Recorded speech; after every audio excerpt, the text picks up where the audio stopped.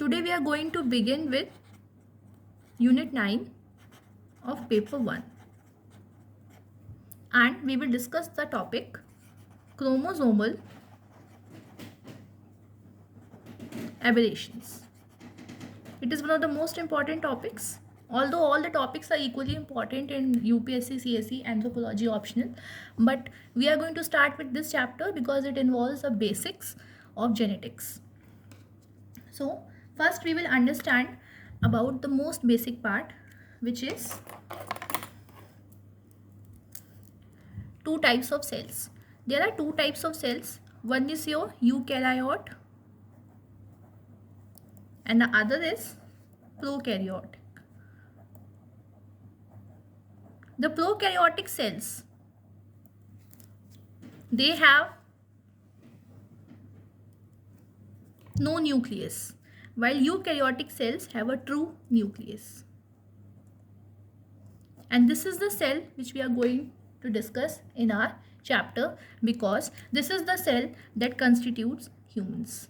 Most of the developed animals and plants have eukaryotic cells.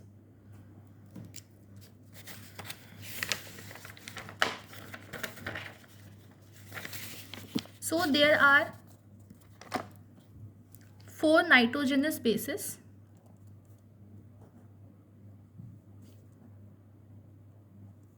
which is adenine, guanine, thymine and cytosine. Adenine, guanine, thymine and cytosine. Now nitrogenous bases plus sugar forms nucleoside. If we add sugar to these, then we get a nucleoside. And if phosphate is added to a nucleoside, then we get nucleotide. Nucleotide, TIDE is the word that is used here and SIDE is the word that is used here. Then a chain or polymer of nucleotides is called as nucleic acids. It is called nucleic acids, and this is the base material for the DNA. Now there are DNA and RNA. This is deoxyribonucleic acid and this is ribonucleic acid. Deoxyribonucleic acid is what we humans have, while RNA is ribonucleic acid, which is used for the synthesis of protein.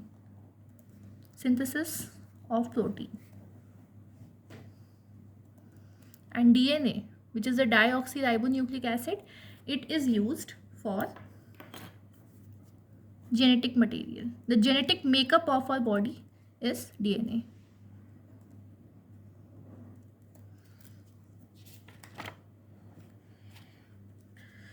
DNA is double-stranded structure, while RNA is single-stranded. In DNA, we have phosphate, deoxyribonucleic acid, and adenine, guanine, thymine, cytosine. And in RNA, we have adenine, guanine, thymine, and cytosine and uracil. In presence of thymine, we have uracil.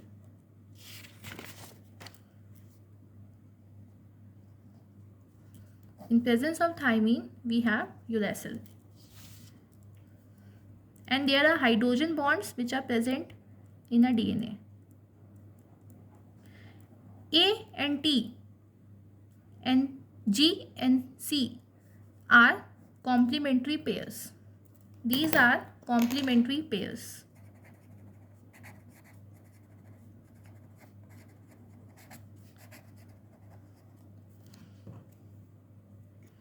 AT and GC are complementary pairs.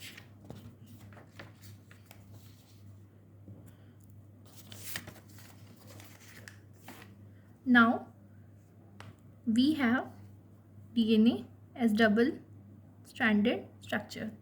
This DNA will condense. This is DNA and this is condensed to form chromatin. Chromatin is condensed DNA. and this chromatin will be further condensed to form a chromatid. This is DNA. This is condensed to form chromatin, TIN, and this will be densed to form chromatid. Chromatid. Now, pair of chromatids. This chromatid will replicate. This chromatid will replicate, and then a chromosome will be formed. This is a chromosome. And since this chromatid and this chromatid, I will shade this portion. This chromatid and this chromatid both are part of a single chromosome. Hence, these two are called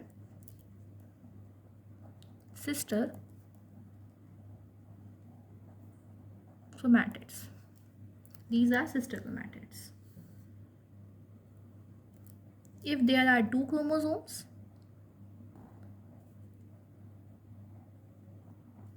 then these two are pair of chromosomes.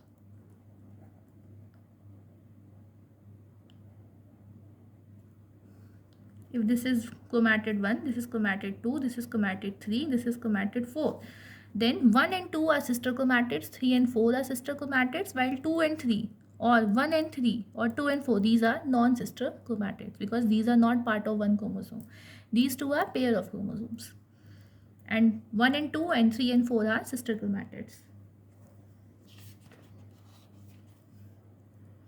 Now, about human body.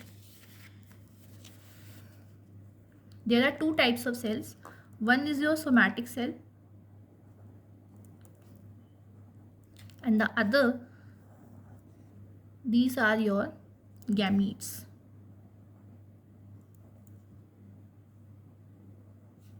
These gametes are found in two places, sperms and eggs, while somatic cells are present in every other body part of humans. So these somatic cells, they have 23 pairs of chromosomes. Our somatic cells have 23 pair of chromosomes. Then we have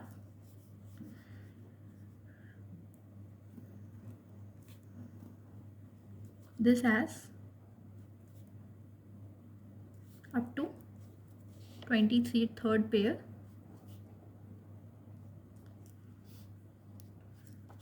This is first, this is second, 2 third, 4th, 5, 6, 7 and so on, and this is 22. Now the 23rd pair is either XX for a female or it is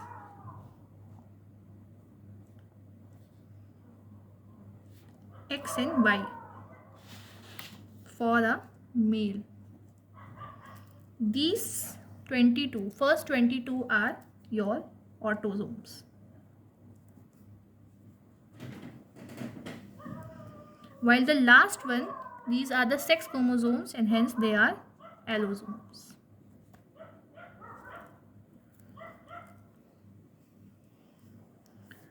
Now, the first 22 controls the characters that are common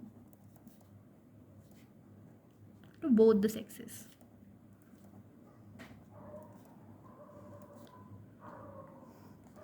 While these chromosomes have characters that are not common to both the sexes, these carry characters that are related to sex.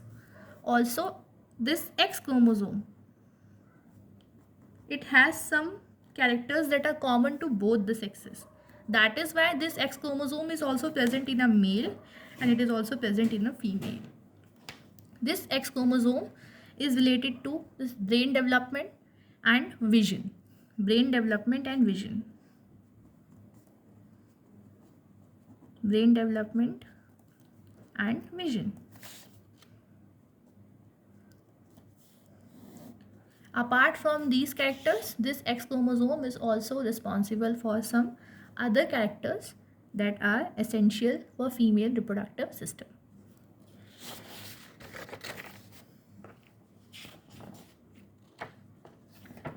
Okay, if there are two copies of the same chromosome, again this slide, if there are two copies of the same chromosome, if for example this is first copy and this is second copy, first copy, second copy, so these two are homologous chromosomes. First and second are homologous chromosomes.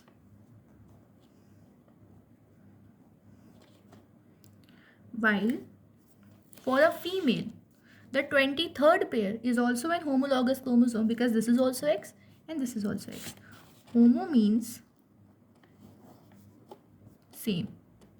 The meaning of the word homo is same. But for a male, this X is not same to this Y. So these two are different. Hence for male 23rd pair is heterologous. For the male, the 23rd pair is heterologous. Hence it is XX female and this is XY male. So a woman has 23 pairs of homologous chromosomes and a male has 22 pairs of homologous chromosome and 1 pair of heterologous chromosome. Also, if we talk about this chromosome and this chromosome, these two are also not homologous. Only this and this, same this and this, then this and these are homologous chromosomes. This is the 23rd pair. These are homologous chromosomes. But if we take one chromosome here and we take another chromosome from here, then these two are not homologous. Hence, these two are non-homologous chromosomes. Non-homologous chromosomes.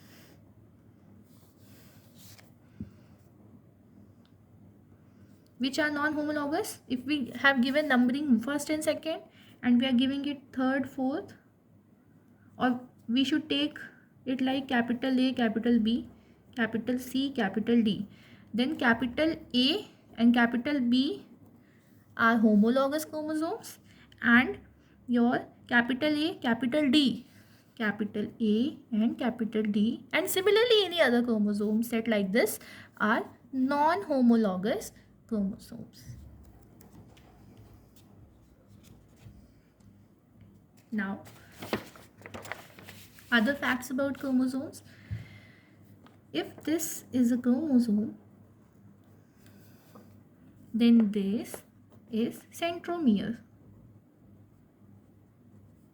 While these tips are telomeres. They are at the end of the chromosome. These are centromeres and these tips are telomeres. Also, based on position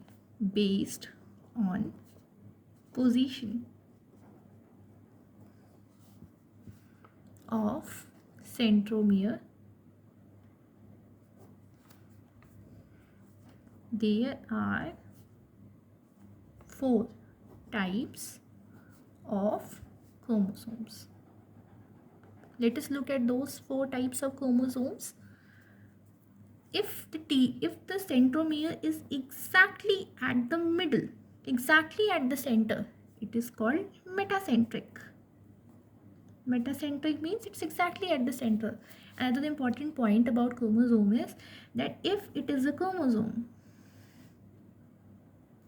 and this is a chromatid, so we see that this arm is little bigger than this arm. So the shorter arm is called P arm and the longer arm is called Q arm. P arm is shorter and Q arm is longer. Why we have given names like this? P, petit, Petit is a French word which means small.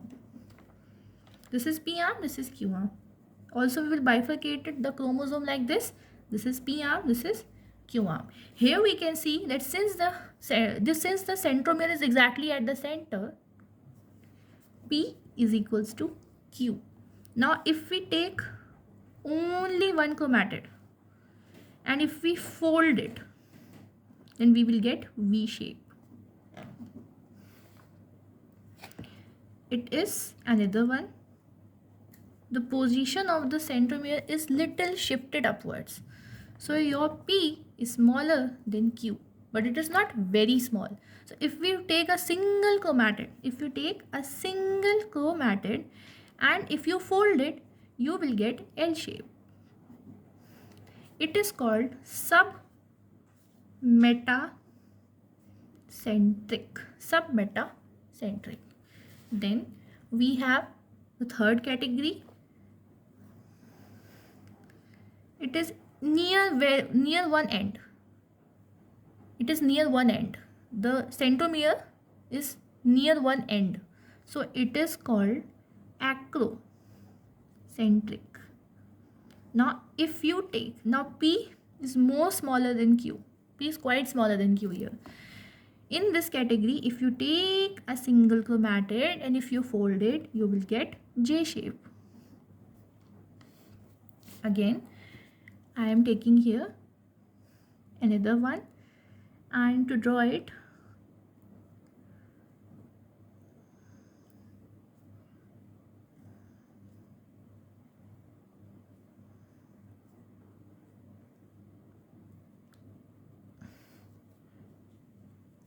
the centromere is quite closer to the telomere. In fact, it is exactly on the telomere only. So this is your telocentric, because your centromere has reached to the telomere.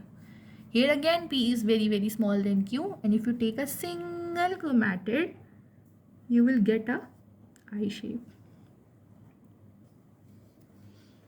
So these are the types of chromatids based on their shapes.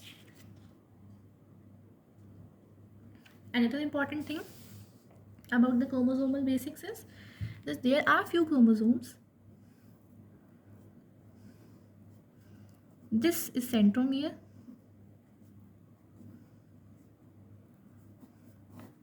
and this is primary constriction. ये primary constriction है. And in some chromosomes, you will get a secondary constriction also.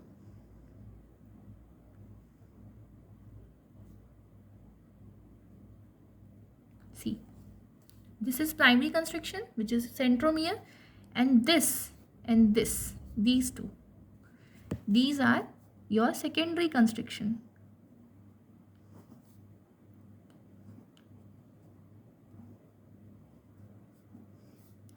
This is the shaded portion. This is your satellite.